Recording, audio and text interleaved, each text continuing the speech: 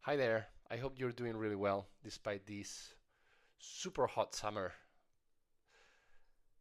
I wanted to explain a little bit about how internet is giving us more information than ever, and it helps us to improve our decisions, but it also gives us more alternatives, with which sometimes we might regret, and I can explain better now.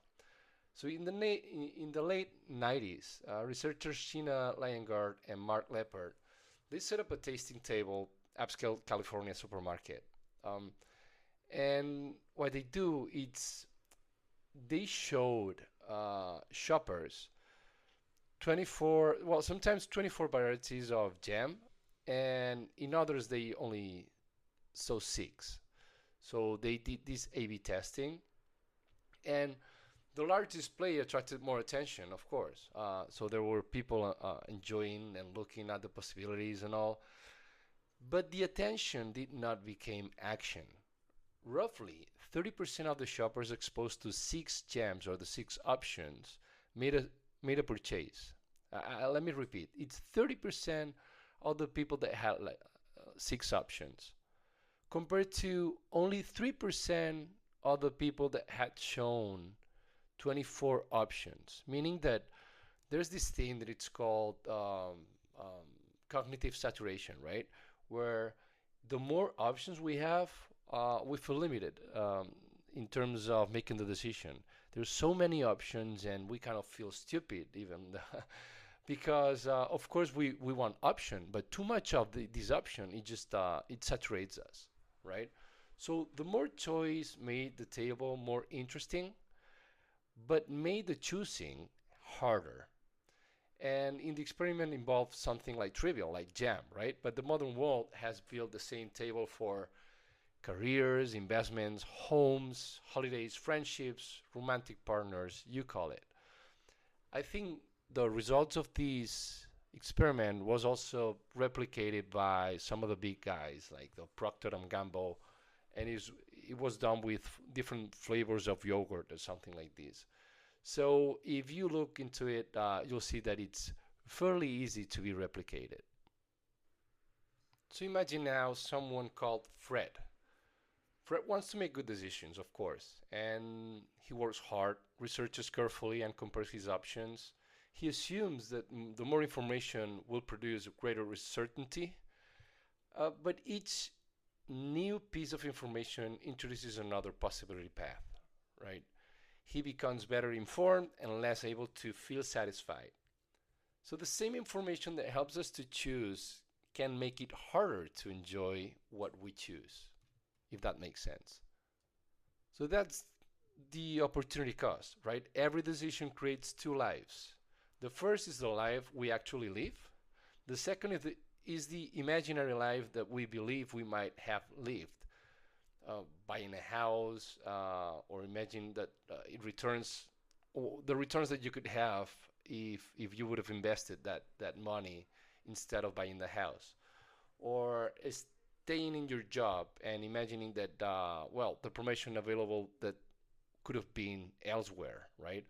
Or commit to one person, and you imagine everyone you will now that you never meet, right? You need to commit to one specific person. um, the chosen life contains inconveniences and compromises, right? And the unchosen life contains none because it exists only in your imagination. And yeah, reality has bills, bad moods, and rainy Tuesdays. The alternative exists only as a highlight reel, right? That's the imaginary part. So the opportunity cost used to be mostly invisible. Every choice has always required giving something up, but people previously knew less about what they were giving up. You attended one dinner without receiving live footage from five better looking parties, right? You chose a career without seeing the salaries, offices, and holidays of thousands of strangers that might be above what your reality actually is. You married someone without carrying a searchable catalog of alternative partners in your pocket. And the sacrifice was real, but it was not constantly displayed right now. And technology did not invent comparison. It just industrialized it. We compare as human beings. We automatically compare. Our brains compare different options. So social media presents other people's best moments besides or the ordinary moments, right? Dating apps turn just potential partners into seemingly endless inventory of people.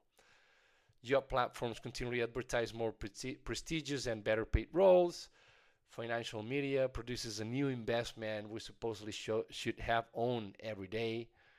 Recommendation algorithms survive by showing us the next option, not by helping us appreciate the current one. And yeah, a platform has little incentive to say, yeah, you have seen enough, go enjoy your life, because they actually earn getting your attention. And actually, seeing a better option does not prove you made a bad decision. For instance, Fred may enjoy dinner with his closest friends. Later, he sees photographs from a concert and he believes that he chose incorrectly because as he was enjoying life with his friends, he might just could have gone with another friends to the concert, right? Nothing about his dinner was deteriorated. Only the comparison has changed. A good evening can be made to feel bad by discovering that another good evening existed, right? And we are constantly bombarded by all these different choices. This is one of the strangest features in modern dissatisfaction. The experience remains the same, but information rewrites the memory. It's only about it's all about expectations and also the opportunity cost that we just are wired to suffer. So sometimes regret is not evidence that the decision was wrong. It is evidence that the alternatives were visible and before those were not. So as mentioned, more choice raises expectations. When Fred has two options, he expects to choose something adequate. When he has 200 options, he expects to find something perfect. Any flaw that feels like proof that he selected badly.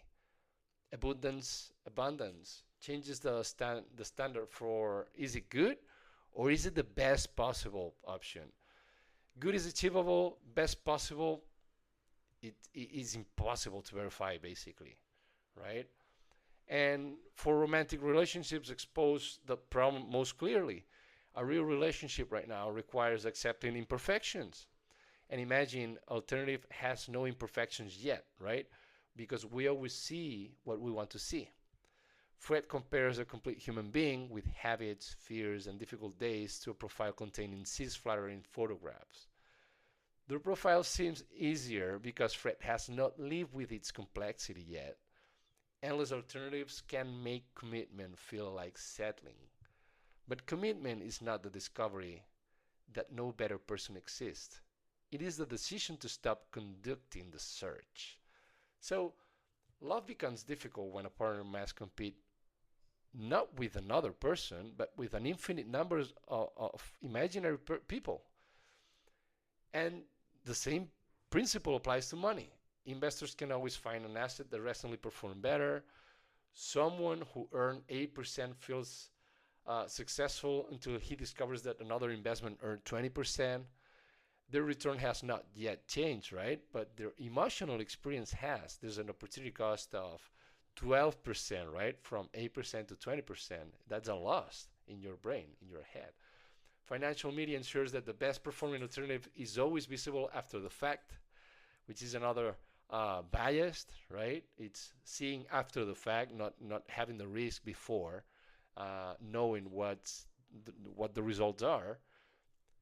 This makes sensible decisions feel foolish, and wealth can grow while satisfaction falls, which is crazy. There will always be an investment that makes your portfolio look stupid, and a stranger who makes your career look small, because there's always someone that has it better. Another question is that if you want to change everything for that person, because they also have their own costs that we are not able to see. So ignorance sometimes, may protect happiness. Complete ignorance, don't get me wrong, because complete ignorance is dangerous.